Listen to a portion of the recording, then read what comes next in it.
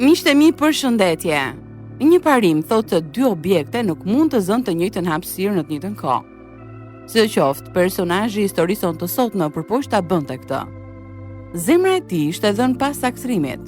Ai kishte luajtur role të ndryshme, por më pas gjeti një qëllim më të madh dhe ai u gjen përballë një vendimi shumë të vështirë. Ai bëri zgjedhjen e duhur në momentin kur zemra, mendja dhe jeta e tij u bën të lira nga prangat.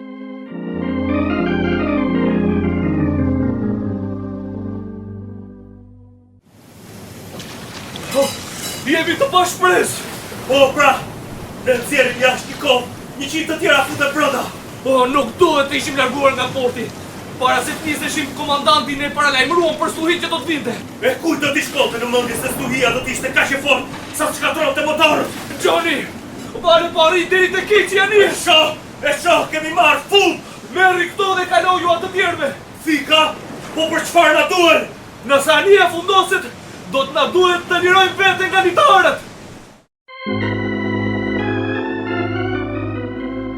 Po ndihni të lirë nga prangat radiodramatizimin e historive të vërteta njerëzore që përcjellin lajmin e mirë në botë. Këto histori janë prodhuar në Chicago nga Pacific Garden Mission dhe vinë për ju në gjuhën shqipe nga Radio 7 në Tiranë. Sot për transmetim ju ftohet të ndiqni programin me numër 320, programin që ju bën të përballeni me veten dhe të mendoni.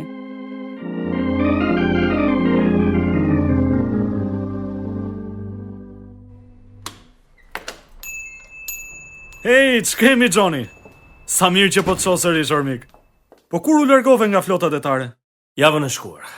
Edhe ti ishe në anije me pjesën tjetër të grupit tënd? Jo, unë se mora me pneumoni dhe munda të diplomohesha në kohë.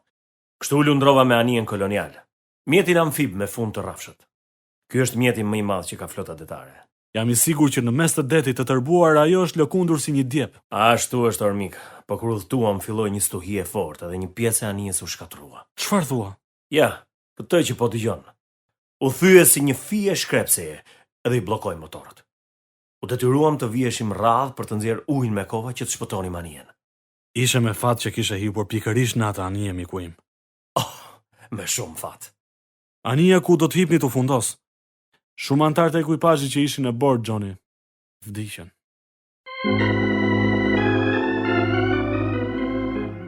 Lufta e dytë botërore sapo kishte përfunduar dhe personazhi i historisë son po mësonte se jeta ishte kursyer disa herë. Por cila ishte arsyeja? Në pjesën e parë të kësaj dëshmie me 2 pjesë do të dëgjojmë përgjigjen dhe mënyrën se si ajo hoqi dorë nga dëshirat e zemrës për të gjetur një qëllim më të mirë. Kjo është historia e vërtetë e John Noble, që vjen tek ju tani në Të lirë nga prangat.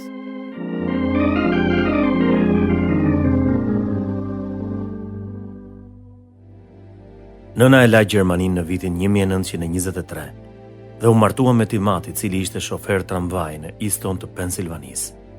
Unë u linda në vitin 1926. 6 vjet më vonë nëna më mori në Gjermani për të vizituar familjen e saj.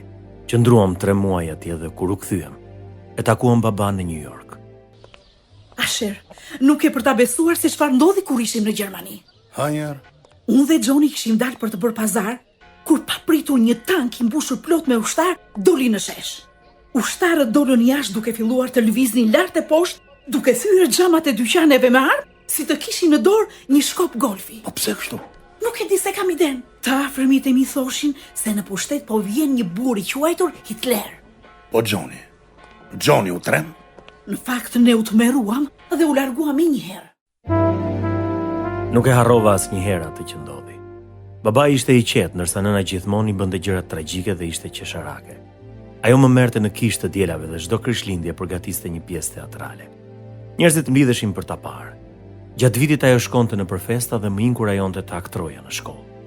Çdo verë ne merrnim një javë pushim për të eksploruar New Yorkun. E adhuroja atë qytet. Unë isha më ngjarash dhe kjo gjë nuk pëlqej në shkollë. Kështu erdhi nëna të më ndihmonte. Asher, sot unë shkova në shkollën e Johnit për të biseduar me mësuesen e tij. Për çfarë biseduat? Ajo ja kishte lidhur Johnit dorën e majt militar në pjesën e pasme të karikes, duke detyruar që të shkruante me dorën e djathtë.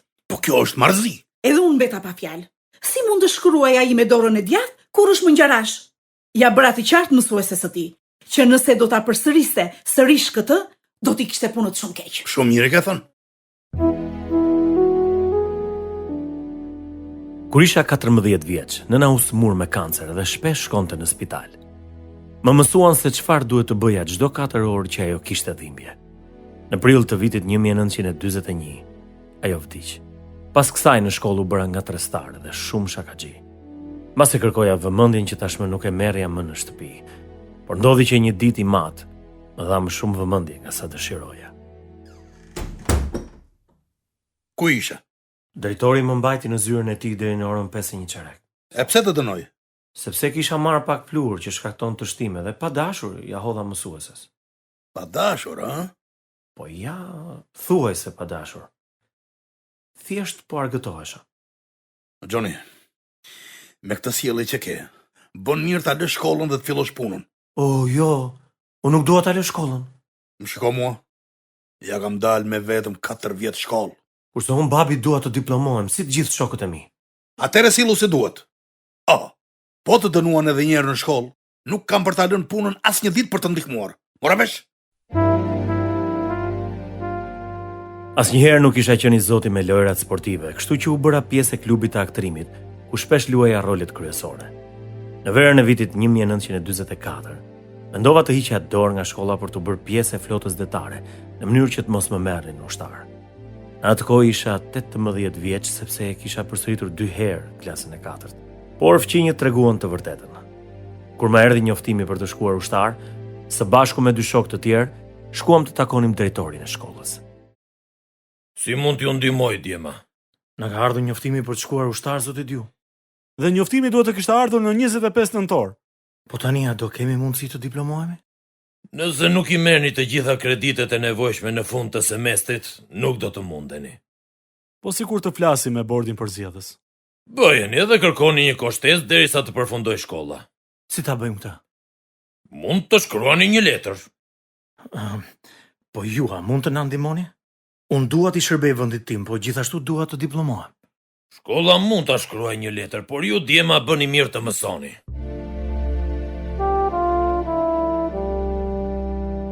Bordi përzgjedhës na dha kohë shtesë deri në muajin shkurt. Asnjëherë nuk isha mësuar aq shumë sa mësova në vjesht dhe në janar. Sidoqoftë, arrita të luaja rolin kryesor në shfaqjen e fundit si maturant. Në fund të shkurtit udhëtuam me një tren të mbushur me djem që ishin të rekrutuar si ushtar. Unë shkova në bazën e flotës detare Samson në New York. Në fund të muajit prill, u sëmura me pneumoni dhe u shtrova në spital për 2 javë. Kur më lanë të lirë, antarët e repartit tim ishin larguar, kështu më dërguan në shtëpi për 1 javë. Sa di do të qëndrosh? Vetëm 1 javë, por më kanë sjell fiks në kohë për fillimin e shkollës së mesme. A nuk është fantastike? Ashtu është, vërtet. Të falenderoj për kopjen e aeroplanit që më dërgove, babi. Më ndihmoi të kaloja kohën në spital. Ja dhash një djali që ishte shtruar pranë meje kur dola. Duhet kesh qenë shumë sëmur që qëndrove gjatë në spital, birë. Mbaj mend që për 1 javë të tërë më injektuan penicilinë. Po tani ku do të dërgojnë? Mbase në oqeanin paqësor. Më dërguan me shërbim në anijen kolonial të flotës detare të Shteteve të Bashkuara të Amerikës, që thuajse u fundos nga një stuhi. Ne arritëm të shkonim deri në Norfolk dhe pasi i bëm disa riparime anijes, lumdruam përmes kanalit të Panamas në Hawaii. Atje shërbimi im në flotën detare përfundoi. Kur erdhi koha për të kthyer në shtëpinë, e lundruam në San Francisco, edhe atje mora autobusin. Fillova të punoja në një farmaci, por ende dëshiroja të bëhesha aktor. Një akullore të lutem. Ti mëson shpejt, Johnny. Po, por nuk dua të punoj gjithë jetën si farmacist. Akoma nga skena i mban syt, a? Por, mik, kam shkruar 2 drama. Po çfarë ndodhi me ato provën teatrale që kishe në New York? Nuk më kanë thënë asgjë. Por një nga shkollat më ka dhënë leje të shkoj në janar dhe të regjistrohem. Pa prova? Pa prova, kështu që do t'ja dalë mbarë. Po babaju, çfarë thotë që do të largohesh sërish? Ende nuk i kam treguar gjë. A do të përgatisësh ndonjë pjesë teatrale këtë vit për Krishtlindje, John? Jo, nuk do të kem kohë për të bërë prova sepse do të largohem me datë 1 janar. Do të largohesh? Po ku do të shkosh? Do të filloj shkollën e aktrimit në New York. Dhe do të heqësh dorë nga puna? Po, tashmë e kam lajmëruar zotin Alfi. Kjo është marzia më e madhe që kam dëgjuar ndonjëherë, Johnny. E po ja që kjo është një nga ato gjëra që unë dua të bëj, babi. Po t'i kala me të punën në farmaci, mora birë. Më duket se ty të pëlqen më shumë ajo kutia e çokoladave që unë të sjell çdo javë. Dëgjoj, Johnny. Ti mund të kesh një të ardhme shumë të mirë me atë punë. Po unë dua të bëj diçka tjetër. Jo atë. E diti që aktrimi nuk është një punë e qëndrueshme? Sot e ke, nesër nuk e ke. Kush është i Zoti ja del mban me çdo gjë. Je njësoj si nëna jote. Shumë faleminderit, babi. Ti mund të vish në New York për të më vizituar. Edhe unë kam për të ardhur në shtëpi fundjavëve. Ke për ta parë. Unë shkova në New York edhe u regjistrova në shkollë. Përveç diksionit, ne mund të studionim edhe skenografi, grime dhe balet. Unë vendosa të bëhesha drejtor skene, sepse sa më shumë aftësi të kisha, aq më të mëdha ishin mundësitë për të gjetur punë. Ne bënim mësim në mëngjes, ndërsa në kohën e lirë lëviznim shumë për të takuar producentë të ndryshëm, duke i pyetur nëse kishte ndonjë vend të lirë për të performuar. Shpesh mblidheshim në një lokal me të tjerët për të treguar se çfarë kishim mundur të gjenim. A ka gjetur ndokush ndonjë rol për të luajtur? Mendon se do të ta themi ty këtë? Dgjoj, ke për ta mbajtur mend këtë që the kur ta shohësh emrin tim të rrethuar nga drita ndriçuese. Mjafton që të mos jesh ti ai që do t'i vendos drita, Johnny. Nuk guxon njeriu të bëjë një gabim se ta nxjin jetën duke të takuar gjatë gjithë kohës. Po ti harrove se si i fike të gjitha dritat të ndërtesës duke futur në prizë një spinë? Sa tragjike që e bën edhe ti. Pranoje që e tërhoqja vëmendjen në shumë vetave. Dëgjoni. Kush do të shkojë të marr pak gjevrek dhe djath? Jam ende i uritur. Ne ishim të gjithë të varfër edhe përpiqeshim shumë. Sidoqoftë, duke qenë se kisha qenë pjesë e flotës detare, tarifa e shkollës edhe shpenzimet e tjera ishin të mbuluara, ndaj nuk mu desh të punoja. Kur kthehesha në shtëpi, vazhdoja të shkoja në shkollën e së dielës edhe në kish. Edhe në New York gjeta një kish ku shërbesa ishte të dielën në mbrëmje. Megjithse brenda meje kisha një boshllëk që nuk e kuptoja se çfarë ishte. Gjatë Krishtlindjes më punsua në një supermarket të madh. I matu gëzua shumë që më në fund kisha gjetur një punë të qëndrueshme. Por jeta ime nuk ishte as pak e zakonshme dhe aventurat ende nuk ishin nisur. Në atë kohë, i mat doli në pension dhe kishte shumë dëshirë të kujdesej për kopshtin, kështu që e solla në New York për të parë një ekspozit lulesh. Të pëlqen puna në supermarket? Po, më pëlqen shumë, babi. Atje punonjësit trajtohen si të ishin një familje. Puna ime si shofer tramvaji nuk ka qenë e tillë. Asnjëherë nuk mora pushime. Në Korrik do të kem 2 muaj leje edhe do të marr pjesë në shfaqjet teatrale verore në zonën malore Catskills. Po kështu do të rrezikosh të humbasësh punën. Ata të punës më kanë thënë që nuk ka asnjë problem sepse gjatë verës shumë klientë shkojnë me pushime. Gjithashtu e dinë që unë jam i dhënë pas aktrimit. Ata vetë sapo kanë hapur një klub aktrimi. 3 herë në vit ne vëmë në skenë pjesë teatrale. Në supermarket? Po, por pasi e mbylli. Ne shkojmë edhe në spitalin e veteranëve për të argëtuar pacientët. Nuk e kuptoj se si ende merresh me diçka kaq pa vlerë sa aktrimi. Kjo është dashuria ime e parë, babi. Puna sistematike nevojitet vetëm për të siguruar para. Mirë, po hap syt se mos u mbet punën. Të paktën e ke një të ardhme me të. Askush nuk e di se çfarë mund të ndodhë në të ardhmen. 7-8 veta nga ne udhëtuam me makinë për në zonën malore Catskills dhe fjetëm në një kabinë. Nuk bëm festa dhe u sollu mirë. Ne u përpoqëm shumë që t'i afronim turistët, por koha ishte e freskët edhe ata që ndruan larg, ndaj nuk na eci mirë. Disa ndjenin keqardhje për ne dhe na sillnin ushqim. Ndonjëherë i merrnim kanaçet e pijeve dhe i përdornim për të mbledhur para, të cilat i përdornim për të blerë gjërat elementare që na nevojiteshin. Të shkurajuar, u kthyem në New York. Një ditë gjatë pushimit qëndrova me një shoqe. Si po të shkon aktrimi, Johnny? Jo keq. Ma kanë dhënë një rol të vogël në një serial televiziv. Më bëhet qefi për ty. Po, atë kanë dhënë leje në supermarket që të largohesh? Po, puna këtu është mjaft e mirë.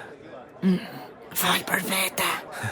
Në fakt unë kam menduar të jap dorëheqjen edhe të kthehem në shtëpi. Po pse?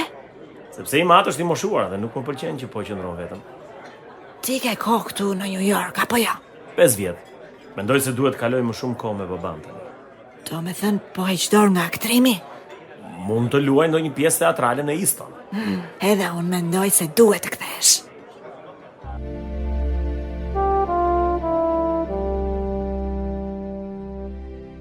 U ktheva në shtëpi në korrik të vitit 1950.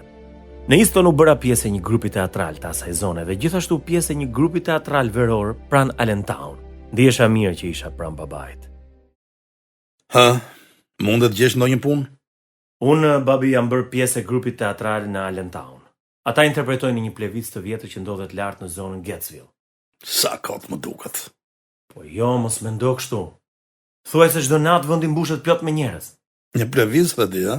Po, në njërën anë ka një sken, edhe në anën tjetër një dollap rrobash edhe një kabinë të vogël për biletat. Megjithatë, është pa mure edhe kur biesh i spektatorët njomen.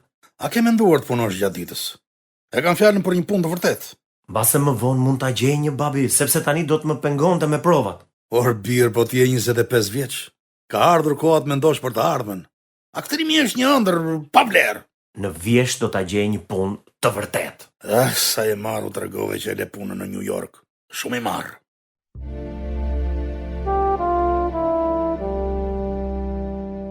Nuk i thash babait që arsyeja e vërtetë pse isha kthyer në shtëpi ishte që të qëndroja pranë tij. Kisha frikë se ai do të ndihej keq. Në vjesht fillova punë në një dyqan rrobash për burra. Por duhet të punoja të shtunave dhe kjo gjë më pengonte të shkoja në New York për të marrë pjesë në shfaqjet teatrale. Kështu që e lash punën edhe fillova një tjetër në një kompani industriale furnizuese. Që i matë të mos e zbulonte këtë, dilja nga shtëpia me këmishë dhe kollare dhe kur shkoja në punë vishesha sportiv. Atje njoha Clarencin. Johnny, ti më the që do të japësh mësim në shkollën e së dielës, apo jo? Është e vërtet, do të mësoj të rinj. Po patë nevojë për ndonjë gjë, materiale ose libra, mund të të ndihmoj. Vitin e shkuar kam bler një librari të Krishterë. Po besim në vetvete. Shesin dyqan? Të them të drejtën, ndonjëherë më bëjnë pyetje që nuk u di përgjigjen, edhe nuk di çfarë të them. Ki besim tek Perëndia.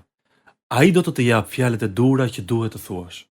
Bibla thot: "Ki besim tek Zoti me gjithë zemër dhe mos u mbështet në mençurinë tënde. Pranoje në të gjitha rrugët e tua, edhe ai do të drejtojë shtigjet e tua." Pastori di Clarence? Jo. Jam një krishter i rilindur dhe tani ndjek Krishtin. Kreun dhe plotësojnësin e besimit, i cili për gëzimin që ishte përpara tij, duroi kryqin, duke e përçmuar fyerjen dhe u ul në të djathtë të fronit të Perëndisë. Edhe këtë varg përmendesh e ke mësuar? Këtë edhe shumë të tjerë. Fjala jote është si një llam në këmbën time dhe një dritë në shtegun tim. Unë jam aktor, edhe jam i Zotit të mësoj gjërat përmendesh. Mund të mësoj vargje që të më ndihmojnë kur të jap mësim. Nuk e kisha menduar më parë këtë. Ndërsa unë do të nis një studim biblik këtu në dyqan të martave në mbrëmje. Dëshiron të marrësh pjesë? Më vjen keq, po nuk mundem. Jam i zënë. Nuk i tregova Clarencit që të martave kisha prova. Sidoqoftë, ndihesha aq i sfiduar nga ajo që po mësoja prej tij, saqë një të martë i telefonova menaxherit dhe i thash se nuk mund të merrja pjesë në prova. Në fakt, shkova në studimin biblik te Clarenci. Atje ishin mbledhur familja e tij dhe 6 miq. Ata po studionin librin e Zanafillës. Kështu, pasi ata e hëngrën frutin e pemës në kopshtin e Edenit, në kapitullin 3, vargu 8, Bibla thot: "Pastaj dëgjuan zërin e Zotit Perëndi që shëtiste në kopësht të flladin e ditës. Dhe njeriu e gruaja e vet u fshehën nga prania e Zotit Perëndi midis pemëve të kopshtit. Atëherë Zoti Perëndi thiri njeriun dhe i tha: Ku je? Përse mendoni se u fshehën?" Po janë në vargun pasardhës, Adami thot: "Dëgjova zërin tënd në kopësht edhe pata frikë, sepse jam lakuriq edhe u fsheha." Pra, u fsheha nga frika. A nuk mendoni se Adami t'i vinte turp gjithashtu që nuk i ishte bindur Perëndis? Po. Ne kemi turp nga Perëndia kur mëkatojmë, dhe mëkati na e ngurtson zemrën. Përse e pyeti Perëndia Adamin ku je? Ai e dinte shumë mirë se ku ishte. Perëndia gjithnjë e di se ku jemi. Por ai donte që Adami të kuptonte se në cilën pikë ishte përfunduar marrëdhënia e tyre. Perëndia mund t'ia bëjë gjithë secilit prej nesh të pyetje: Ku je? E kuptova. Vini re që Perëndia e mallkoi gjarprin, djallin, dhe më pas ju dha dhimbje dhe i dherim njerëzve. Ai nuk na mallkoi ne, sepse na do, por mallkoi tokën. Kështu ne duhet të bëjmë punë të rënda gjatë gjithë jetës. Po shikoni pak vargun 21. Zoti Perëndi bëri tunika prej lëkure dhe mbuloi lakuriqësinë e tyre. Kjo është një pikturë e shlyerjes së fajit nëpërmjet Jezus Krishtit. Vdekja e tij në kryq është si një tunik për ne, dhe kjo tunik është drejtësia e tij. Me të vërtet? Po, tek letra e Romakëve kapitulli 4 vargu 7 thuhet: "Lum ata të cilëve u janë falur paullësitë dhe të cilëve mëkatet u janë mbuluar." Unë nuk e kam dëgjuar asnjëherë më parë këto gjëra. Edhe kam shkuar në kishë që kur isha fëmijë. Shumë e drejtë, Gjoni. Krishti është shlyesi i mëkateve tona. Perëndia përgatiti një plan shpengimi për ne që nga krijimi i botës. Shkova në studimin biblik për 6-7 muaj dhe u afrova pranë Zotit në një mënyrë shumë të veçantë. Kështu fillova të shkoja vonë në prova. Një natë u ktheva në shtëpi dhe u shtriva në shtrat duke menduar. Edhe pse kisha gjithë jetën që dëgjoja për Perëndin dhe Jezusin, asnjëherë nuk I kisha dëgjuar vargjet të interpretuara. Ajo që mësova gjatë studimit biblik nuk ishte as pak e njëjtë me atë që kisha mësuar më parë për Perëndin dhe Jezusin. Ndaj u ngrita nga shtrati edhe rash në gjunjë. Zot Perëndi, të lutem më trego se cili prej këtyre perëndive që kam mësuar je, sepse dua të të besoj edhe të të ndjek. Dua të të njoh, Zot.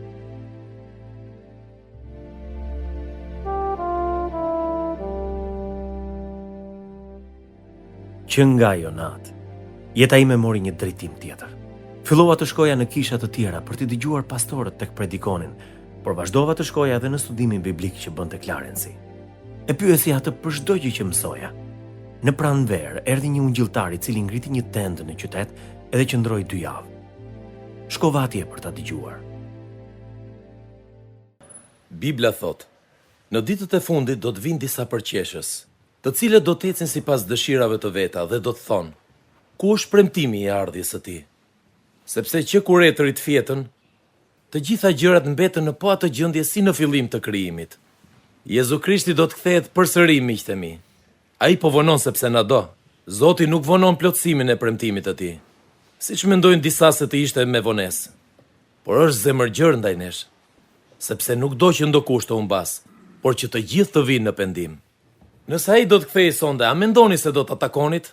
Tek letra e parë e Thesalonikasve, kapitulli 4, vargjet 16 dhe 17, thuhet: Sepse Zoti vetë me urdhër, me zë kryeëngjëlli dhe me borinë e Perëndis, do të zbres nga qielli dhe të vdekurit në Krishtin do të ringjallen të parët. Pastaj ne të gjallët që mbetemi, do të rrëmbehemi njëkohësisht në ret me ata, për të dalë përpara Zotit në ajër. Dhe kështu do të jemi për herë bashkë me Zotin. Po ju miq, a doni të shkonit me të? Në fakt me të do të shkojnë vetëm ata që e kanë pranuar si Zot edhe shpëtimtar. Po ju miqtë mi, a jeni të shpëtuar? Ndërkohë që po kthehesha në shtëpia atë natë, I futur në mendime të thella rreth predikimit që dëgjova, po jepja makinës aq shpejt në rrugët ku era frynte furishëm, sa u përballa disa herë me vdekjen edhe kuptova që Perëndia po kujdesej për mua. Perëndi, të falenderoj që nuk lejove të bëj aksident. Faleminderit që më tregove kush je. Pendohem për mëkatet e mia edhe dua të jetoj për ty. Të dua, o Zot.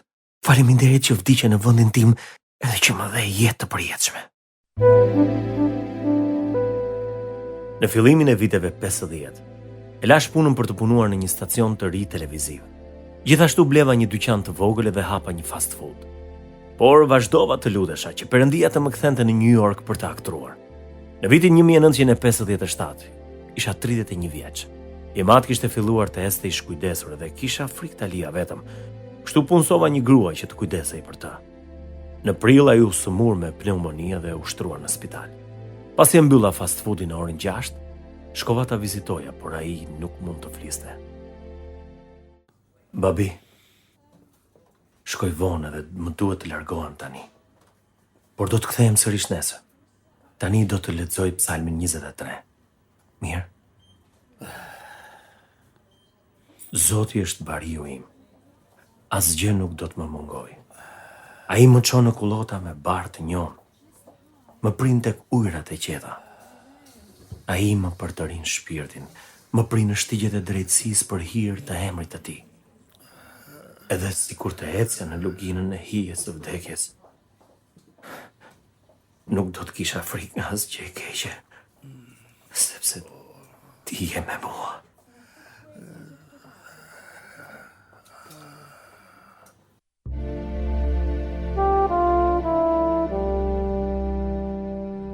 I matë vdiq mëngjesin tjetër. Duke dashur të largohesha nga vendi për pak kohë, në shtator udhtova në Florida dhe gjatë rrugës ndalova në disa vende historike që kishin lidhje me luftën civile. Kur u ktheva, mora me vete 125 ara kokosi si dhuratë për fëmijët e shkollës të së dielës. Më pas shkova të vizitoja Clarencin. Si të shkoi udhtimi, Johnny? Shumë mirë. Po kur ndalova në Washington DC për të vizituar një shok, më grabitën makinën. Më morën kostumin edhe pardesyn që ishin hedhur mbi arrat e kokosit. Po arrat e kokosit i morën? Jo, shkova në polici për të denoncuar grabitjen edhe atje pash që kostumi dhe pardesyja ishin varur në mur. Si është e mundur? Policia kishte parë një djalë në rrugë që mbante në dorë rrobat e mia dhe e kishte kapur. E po Perëndia është kujdesur për ty. Shoku që vizitova u ndje shumë i ofenduar që u luta në një restorant luksos para se të hanim. Pse? U lutem me zë? Jo, pa zë. Por ai është avokat dhe punon për një nga anëtarët e Kongresit. Ai më pyeti pse e bëre atë gjë. I thash që unë gjithnjë lutem para se të ha. E di çfarë tha Jezusi? Por kushdo që do të më mohoj përpara njerëzve, edhe unë do ta mohoj përpara Atit tim që është në qiell. Unë bleva një majmun edhe ja vura emrin Hamlet. E mbaja në kafas. Në mbrëmje argëtoheshim duke luajtur së bashku. Ditën e falënderimeve e mora me vete në një kamp të krishterë në liçenin Hart, pranë qytetit Scarnton. Atje takova një ungjilltar që kisha njohur dikur. I kujt është ky majmuni? Imi, quhet Hamlet. E gjithse nuk ka asnjë lidhje me Hamletin e vërtet. E po as me mua nuk ka lidhje. Hamleti është shumë i këndshëm. Kur më sheh mua, hidhet përpjet. Çdo çift i martuar kështu duhet të ndihet. Po, kam menduar ta bëj pjesë të skeçeve. Dëgjoj Johnny. Në pranverë unë do të hap një shkollë këtu. Përse nuk vjen të më ndihmosh? Ti mund të përdorësh aftësinë tënde të aktrimit për të punuar me kampistët. U luta për ofertën që ai më bëri dhe në pranverë shita fast foodin. Unë nisa drejt liçenit Hart dhe e mora Hamletin me vete. 2 javë më vonë, Hamleti u smur dhe veterineri nuk mundi ta shpëtonte. Pra nuk mundi të mbijetonte. Një natë isha në dhomën time duke kontrolluar pajisjet teatrale që mund të përdorea. Pasi mbarova, fika dritën edhe vura re që hëna po më ndriçonte fytyrën. Perëndia i foli zemrës time duke thënë, kjo ishte shfaqja jote e fundit. Edhe përgjigja ime ishte, po Perëndi, kjo ishte shfaqja ime e fundit. Kuptova se kishte ardhur koha të zgjidhja ose perëndim, ose teatri. Në programin ton të herës së ardhshme do dëgjojmë se si vendimi që mori Johnny e dërgoi atë në Japoni, ku përjetoi aventurën më të madhe të jetës së tij. Dëgjues të dashur, edhe ju mund të filloni një aventurë jetë ndryshuese me Perëndin, duke ardhur te kryqi ku do gjeni falje për të shkuarën dhe shpresë për të ardhmen. Nëse keni nevojë për ndihmë në marrjen e këtij vendimi jetë ndryshues, juftoj të na shkruani në Radio 7 Kutia Postare 2914 Tiranë, ose na dërgoni një mail në info@radioviz7.net. Faleminderit të gjithëve që na ndoqët sot, e nëse këto dëshmi e kanë prekur jetën tuaj, tregojuni edhe të tjerëve se kur edhe ku mund të na dëgjojnë. E sigurisht edhe ne duam të dëgjojmë prej jush, të shikojmë se si këto programe e kanë prekur jetën tuaj.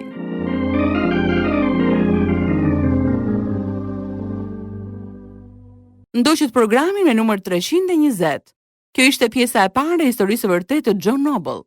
Të lirë nga pranga të prodhuar nga Pacific Garden Mission dhe usull për ju në gjuhën shqipe nga Radio 7 në Tiranë, për të treguar nëpërmjet historive të vërteta, se nëse jeta juaj është bosh, ajo mund të mbushet derisa të derdhet. Do të ishte kënaqësi të dëgjonim se si këto programe kanë prekur jetën tuaj. Deri herë në ardhshme bashk, miru dëgjofshim.